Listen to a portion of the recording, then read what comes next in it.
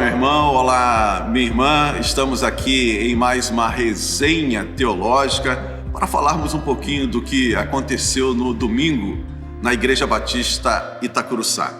Quero já começar levando o pastor Israel a falar um pouquinho sobre o primeiro tema que foi desenvolvido lá nos nossos Momentos com Cristo, às 7 horas da manhã, sobre as promessas, né? Cuidado com as promessas que você faz. O que ele quis transmitir com essa indagação, né? Cuidado com as promessas, você não pode ficar fazendo promessa aí. Pastor Israel, e aí, o que a gente não pode fazer promessas? Tal como Jefté? Eu acho que não, né? Pois é, né? Então o que a Bíblia diz é o seguinte, Eclesiastes, né?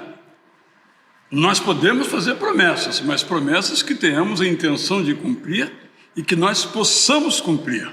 Isso se aplica às promessas que fazemos ao nosso Deus, ao nosso cônjuge, ao nosso amigo, porque às vezes nós fazemos promessas, Alcenir, como antigamente se dizia, né?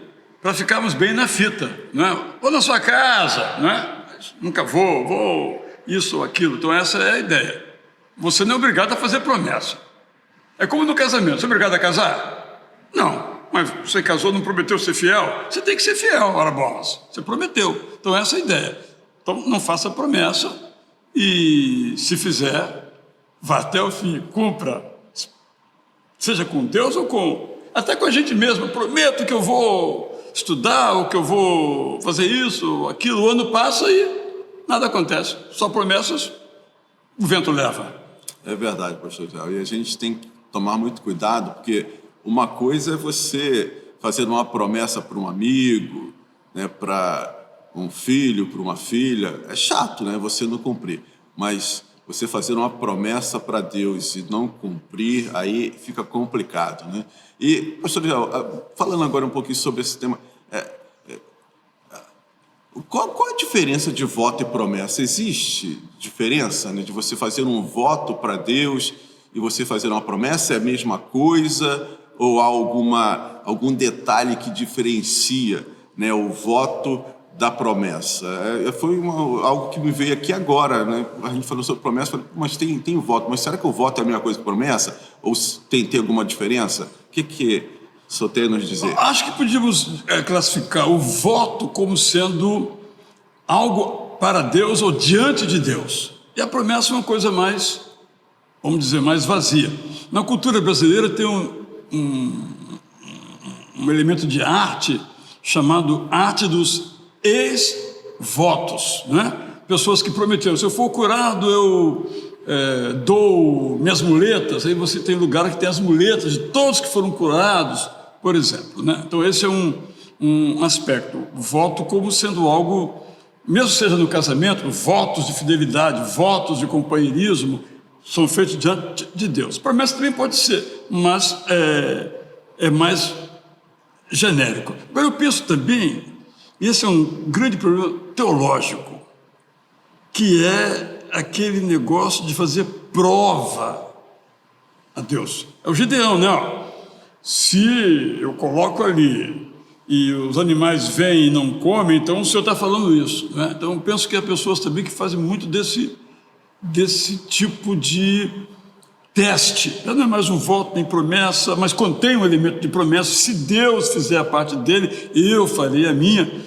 Você sabe que quase sempre a gente não faz a da gente, né? Fica só no voto ou na promessa. Mas eu fico pensando nas pessoas que querem que Deus mostre. Deus realmente existe, apareça aqui, isso ou aquilo. É válido? Eu acho que é válido no começo da fé cristã.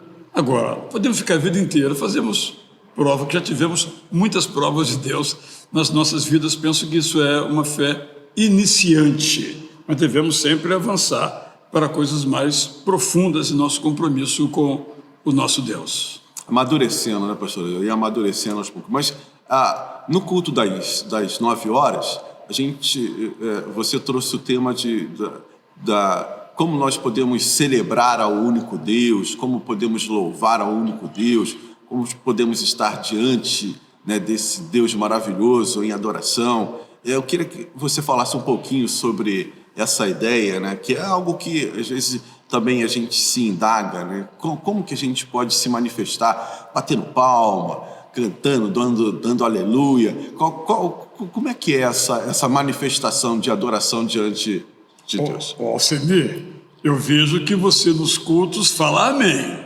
Até você fala o tríplice amém. Amém, amém, amém. Mas você não fala aleluia, não. Eu estou de olho em você. Brincadeiras à parte, eu fico encantado, sabe, Alcemir?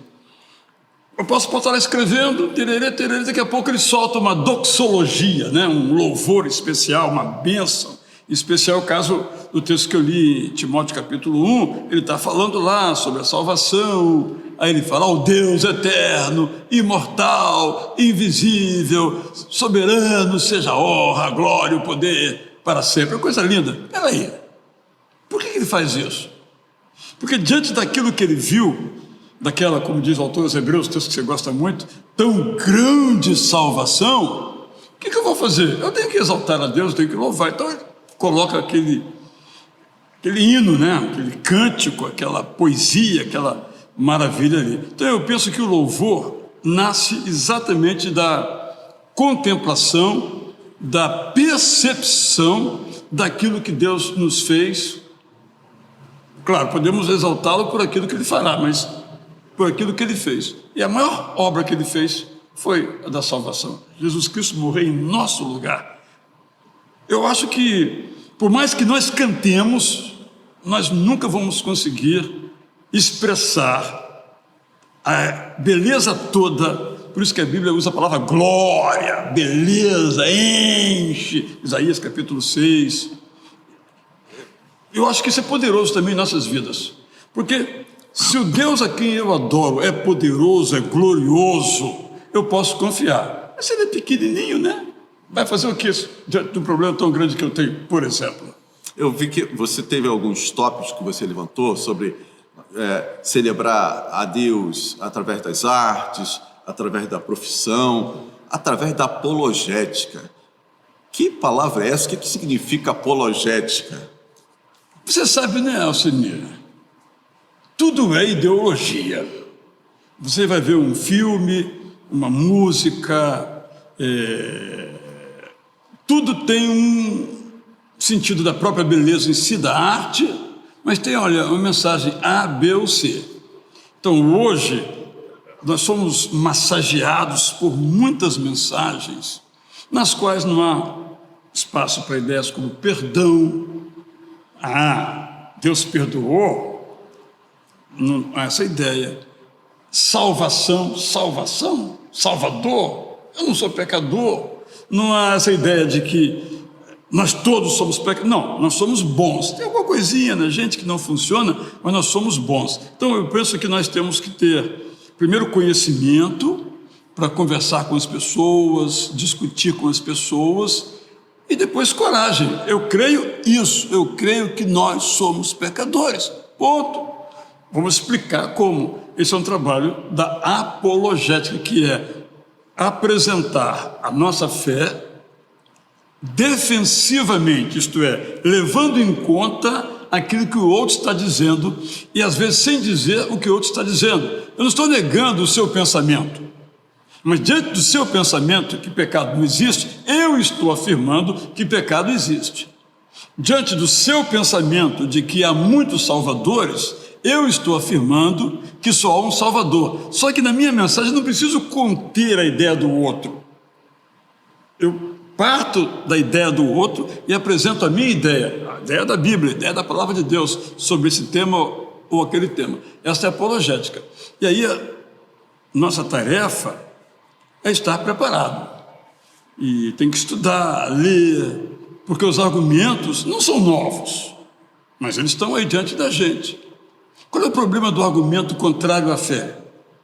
É que não só impede que muitos cheguem à fé, mas também leva esse tipo de negatividade, de rejeição, de críticas às vezes impiedosas, até mesmo internamente a gente pensar, será que eu estou crendo certo? Será que é isso mesmo? Será que a Bíblia é a palavra de Deus mesmo? Será que Jesus é o único caminho, não tem outros caminhos?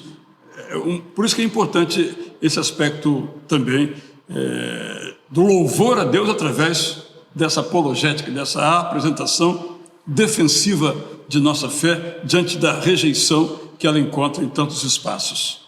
A gente lembra sempre lá de Pedro, né, nos alertando para estar sempre pronto para responder a todas as pessoas que, né, quiserem saber, né, da razão da nossa fé, quer dizer, esse alerta de estarmos sempre prontos. Mas, pastor Jael, na realidade eu acabei trocando, né, porque esse tema foi o das 11. No das 9, o tema foi o que a graça faz conosco. Então, essa transformação e esse entendimento da graça que Paulo trata muito bem ali, e você lá em Timóteo explorou lá o capítulo 1, né, versículos 12 a 17, eu queria que você falasse um pouquinho também sobre essa questão da graça, que é algo que está sempre presente nas nossas vidas e a gente nem sempre consegue compreender, né, na dimensão que ela deve ser compreendida. E eu contei a história de Paulo, né? Cara, perseguidor, pior dos pecadores. Eu digo, Paulo, nós dois estamos aí rivalizando aí, né? Você vai ganhar de mim aqui na fotografia, né? Porque eu também estou ali coladinho em você, né? Aí eu contei uma história, mas eu cometi uma falha, eu não terminei a história. Quando acabou o culto, você não terminou a história? Mesmo pela internet não acabou a história, então vou acabar a história agora. Eu estava contando uma história que era de uma pessoa que chegou à nossa igreja já há alguns anos e estava na escola bíblica e ele se admirou que eu era o professor da escola bíblica e também era o pregador aqui na igreja, usava a mesma roupa. Na cabeça dele, pastor tem que ter aquele tipo de indumentária, né? Postar a voz, essas coisas assim, e não foi o meu caso, então ele ficou admirado e continuou na igreja. Ficou aqui durante um bom tempo. E um dia eu preguei um sermão, sempre pensando no apóstolo Paulo, né, na mudança dele, né? E eu disse assim: Jesus Cristo é o Filho de Deus. Mensagem central da fé, mas bastante já repetida. Ele disse: se Jesus Cristo é o Filho de Deus, então ele era de uma outra concepção religiosa. Tudo faz sentido. Aí ele disse, por isso que eu contei essa história, por causa de Paulo, que uma luz entrou na cabeça dele, ele sentiu e passou por todo o seu corpo. E quando acabou o culto, eu fiz um convite, você então que, ouvindo essa mensagem, muito discreto como eu faço, ele estava na galeria, ele desceu. Foi muito feliz aquele momento. E no culto da noite, de novo, outra vez ele veio à frente. O resultado foi que, alguns anos depois, nós o batizamos, foi um tempo muito feliz aqui. Então, eu estou aqui terminando a história que eu comecei e não continuei, agora eu terminei a história, para mostrar o que aconteceu com Paulo. Eu até brinquei o seguinte: a graça é uma coisa tão poderosa que se eu fosse Jesus Cristo, não perdoaria o Paulo. No caso, Saulo na época. Né? Pô, o cara estava perseguindo os cristãos, fosse só perseguição falando, ele prendia, ele arrastava, ele queria mesmo o sangue, né? E Jesus fala com ele assim, foi minha imaginação, né? Saulo, Saulo, por que você está me perseguindo, Saulo?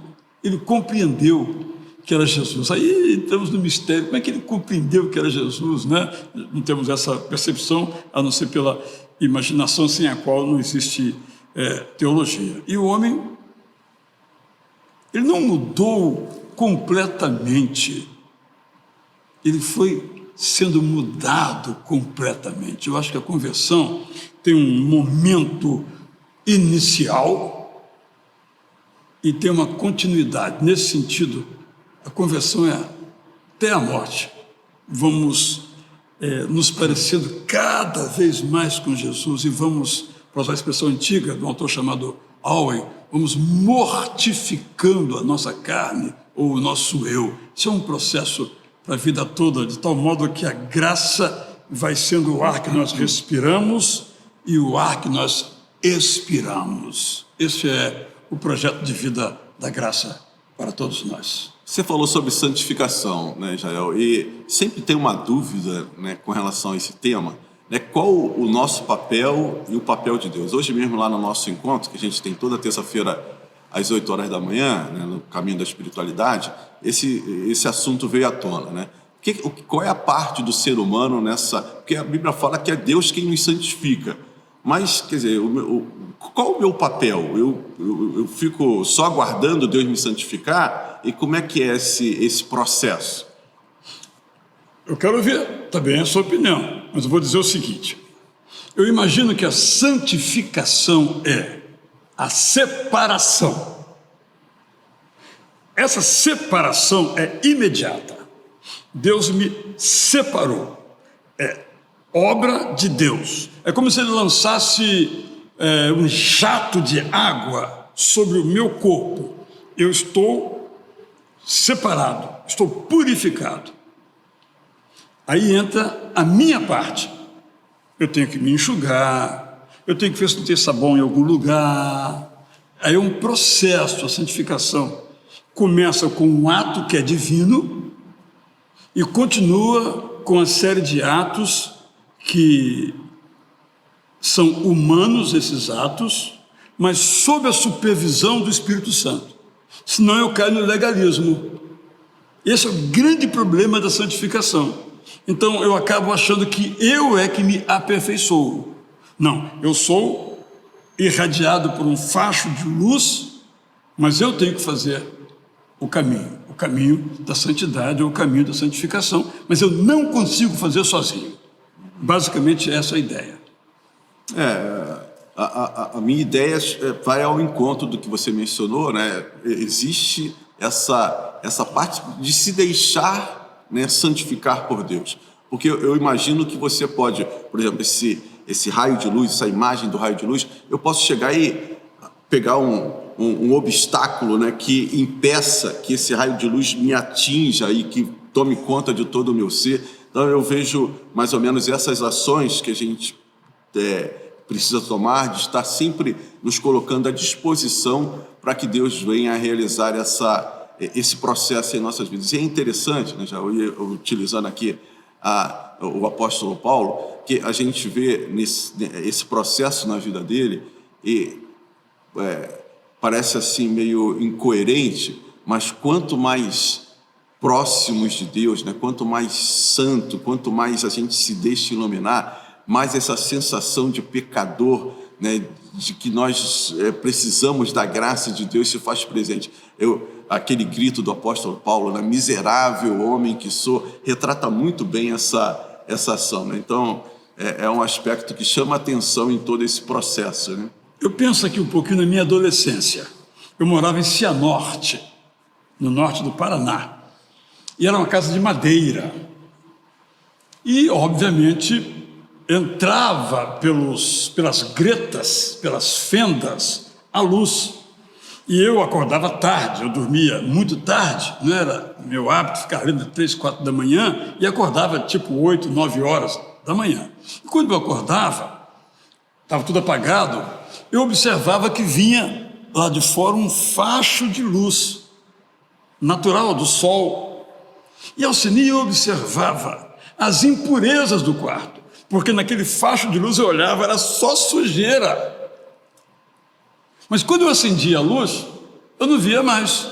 Mas era só aquela luz irradiada nas trevas que mostrava a impureza. Então, eu acho que é basicamente isso. Quanto mais eu me aproximo da luz, mais eu vejo a minha impureza. E quanto mais estou afundado nas trevas, menos eu vejo a minha impureza. Eu acho que esse é o nosso desafio diário. Eu acho que por isso que eu gosto muito daquela expressão de John Wesley, o melhor está por vir no leito de morte, porque então nós não veremos mais, para usar a expressão do apóstolo Paulo, como um espelho em bronze, limitado, mas veremos na plenitude da beleza de Deus. Hoje, a gente nem sequer pode ver Deus, nem consegue ver, né, a sua plena beleza. Mas quando nós atravessarmos o Jordão, para usar a imagem das canções Negro Spiritual, nós podemos ver perfeitamente, porque podemos amar perfeitamente. Bom, às 17 horas a gente está com aí o tema sobre, né, espiritualidade, e você falou sobre os dons, né, dons e a habilidade, talento, dons. Como é que é essa mistura aí? O que é dom, o que é talento, o que é habilidade, o que são dons espirituais? Rapaz, na hora que eu estava falando, tocou o telefone. Falei, será que é uma irmã de nossa igreja? E ela cuida de uma outra, está sempre atenta com a outra que está doente. Falei, será que fulano tal morreu? Foi o que eu pensei, né? Mas eu não pude interromper ali. Depois ela disse, depois eu liguei para ela, você me deu um nó na minha cabeça. São dois nós que nós temos na nossa cultura. Uma é essa distinção, que não era nem meu propósito, mas acabou surgindo na conversa, porque é uma teologia conversacional, sobre dons, habilidades e talentos. O que é uma coisa e o que é outra. E a outra confusão é uma certa hierarquia de dons. Quem tem o dom X, esse é mais crente do que quem tem o dom Y. Então, eu penso que é um tema que nós temos que discutir, eu preciso voltar a ele, mas entendo que nós todos temos mais ou menos dons, enquanto habilidades, ou talentos, enquanto habilidades. Quando esse talento, seja ele em qualquer campo da vida, é colocado a serviço da graça, ele é um dom. Claro que há alguns talentos ou dons que não têm uma grande aplicabilidade no mundo da graça, como, por exemplo, o futebol. A pessoa tem uma grande habilidade de defender, de atacar, de dar passes longos. Diretamente isso não está vinculado, não é um dom espiritual, é um dom esportivo. Embora a pessoa, esse jogador, essa jogadora, que alcance uma proeminência, um destaque, ele pode usar aquela oportunidade do seu talento que é incensado por tantas pessoas e, a partir dali, anunciar a graça. Mas ele não está diretamente ligado à graça. Todavia, quando esse dom ou talento está associado ao mundo da graça, é um dom. Digamos, eu e você não sabemos cantar. Isso é notório, isso é conhecido. Eu não falo de você porque é uma questão autobiográfica, diga-o. Mas eu posso dizer que eu não tenho o dom de cantar, nem o dom de compor, nem o dom de... Ou seja, nada ligado à música. Nem de bater palma eu tenho dom, não é? É uma dificuldade que eu tenho. Posso aprender? Eu posso, mas sempre serei medíocre, não é? Sempre serei fraquíssimo nesta área. Mas eu tenho outros dons. O que eu preciso fazer? Eu preciso, de fato, entender que o dom, esse é o problema que eu acho que nós enfrentamos, que o dom não é para o meu bem.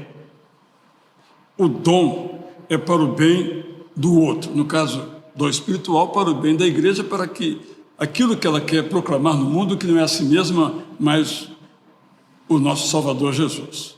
Então, nós temos essa tarefa de, tendo recebido um dom, compreender que não é para a minha autopromoção, por exemplo, ou para eu ficar rico, por exemplo, próspero, por exemplo, mas para abençoar as pessoas. Eu até gosto da expressão que você usa, tem uma semana inspirada e inspiradora. Quando nós temos essa perspectiva que o dom nos inspira para que nós inspiremos, as coisas se resolvem.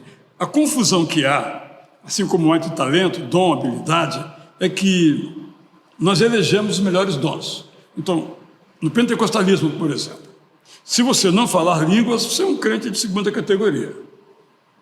Todavia, nós não temos nenhuma base bíblica para dizer que a plenitude do Espírito Santo está vinculada a falar línguas. Até porque a plenitude do Espírito Santo nunca acontece.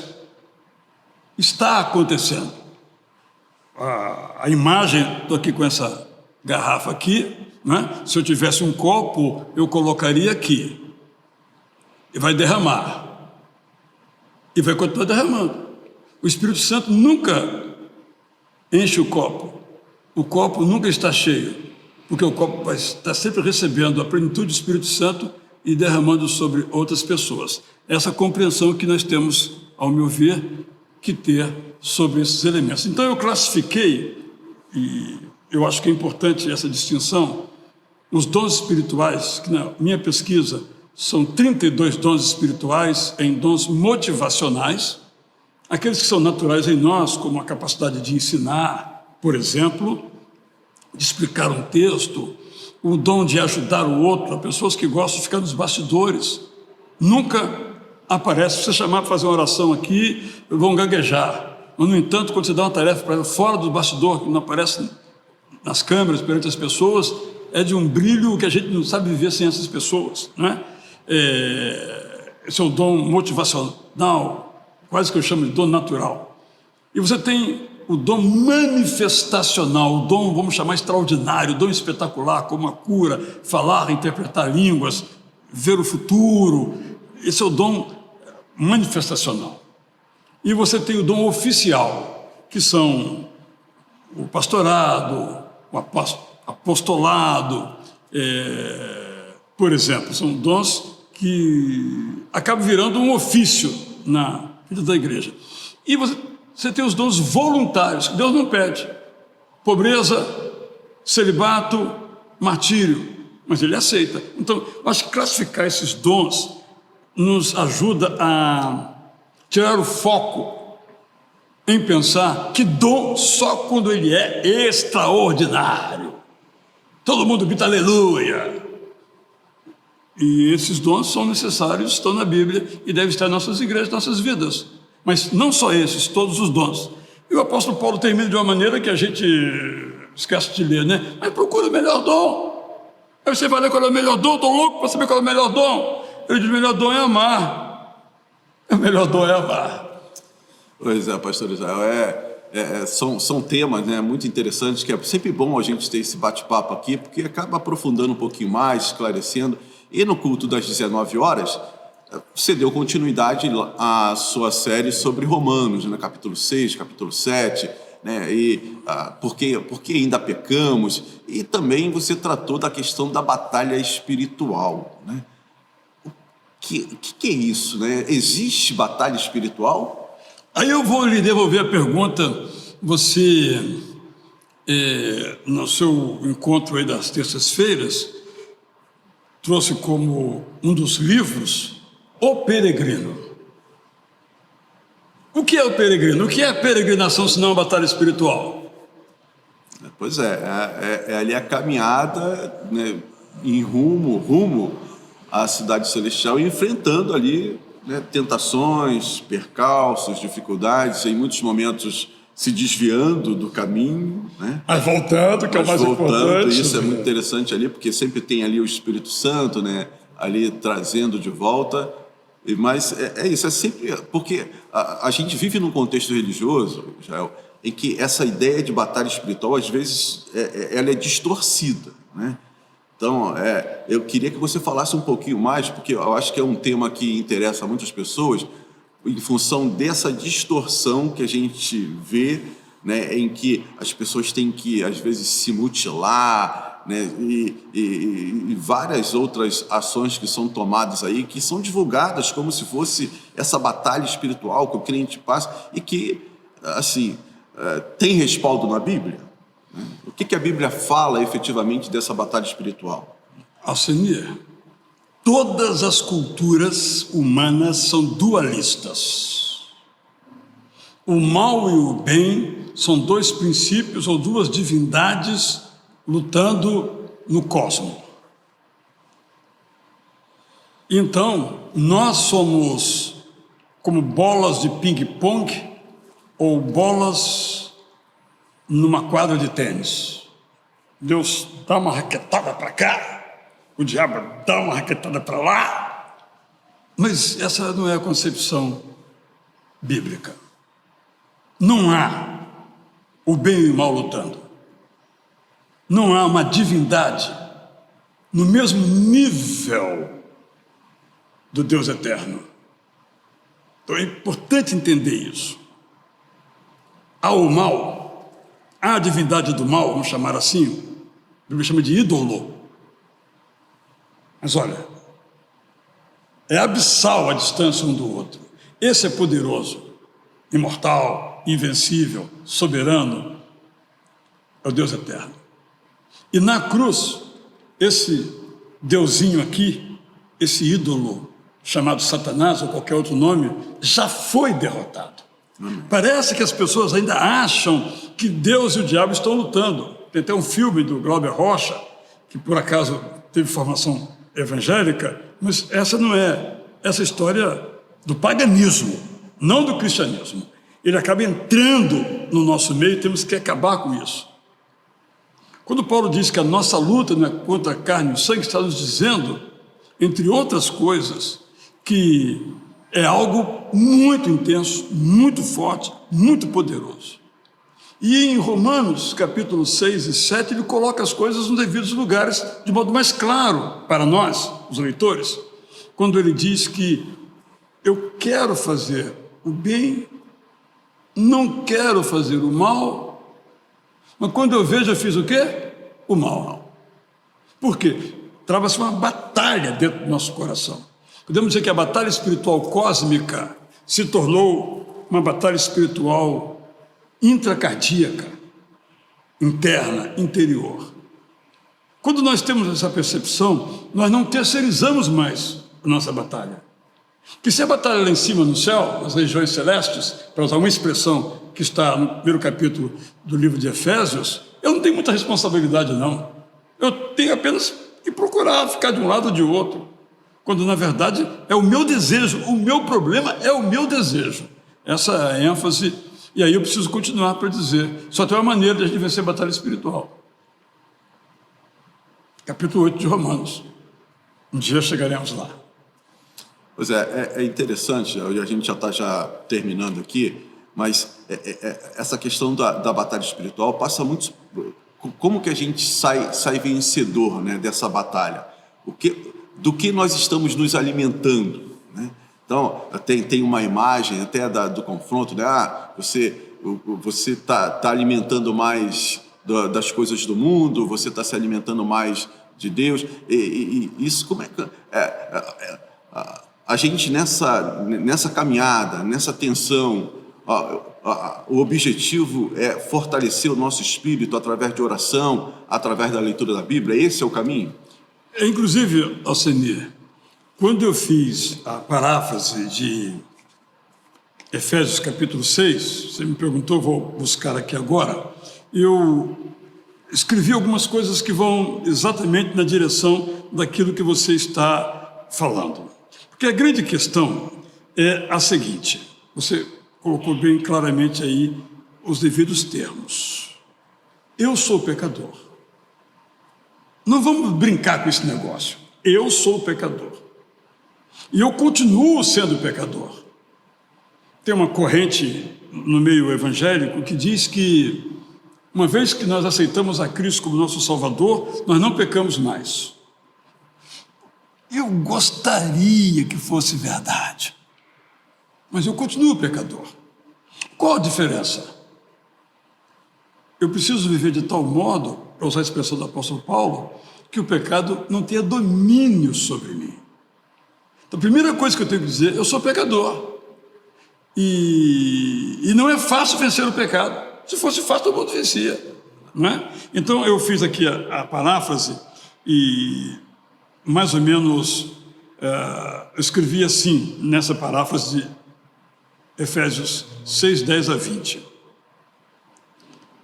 Busquem forças no amor poderoso de Jesus. O Deus eterno coloca ao seu dispor todos os recursos que precisam para resistirem às ciladas de Satanás, que são reais. Vocês sabem que a nossa luta não é simples. Não lutamos apenas contra seres humanos, mas enfrentamos seres poderosos do presente e do futuro. No momento, eles lideram os que vivem nas trevas e fazem tudo para que o mal prevaleça. Para derrotá-los, Deus eterno coloca ao dispor de vocês recursos muito valiosos. Se vocês os usarem, vão resistir aos ataques mais duros e vencerão completamente esses poderosos. Então, para triunfar, falem tão somente a verdade e façam apenas o que é certo. Empenhem-se sempre em pregar o Evangelho, onde quer que ele vocês estejam. Mantenham a fé, pois é com ela que vocês resistirão às tentações, que não serão poucas. Tenham sempre no coração a verdade inabalável, que já foram salvos pela graça de Jesus. Leiam sempre a Bíblia, a poderosa palavra do Deus eterno. Orem sem cessar, sabendo que podem contar com o Espírito Santo. Orem pedindo por vocês mesmos. Orem pedindo pelos irmãos na fé. Esses são os recursos que Deus nos coloca para vencer a batalha espiritual que se trava dentro do nosso coração. Não vamos terceirizar, vamos entender que o campo da nossa batalha é aqui dentro de nós mesmos.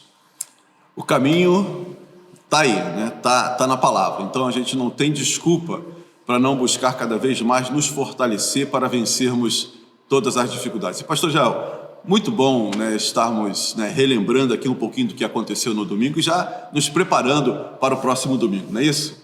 Graça e paz para você, até o nosso próximo encontro, se Deus nos permitir.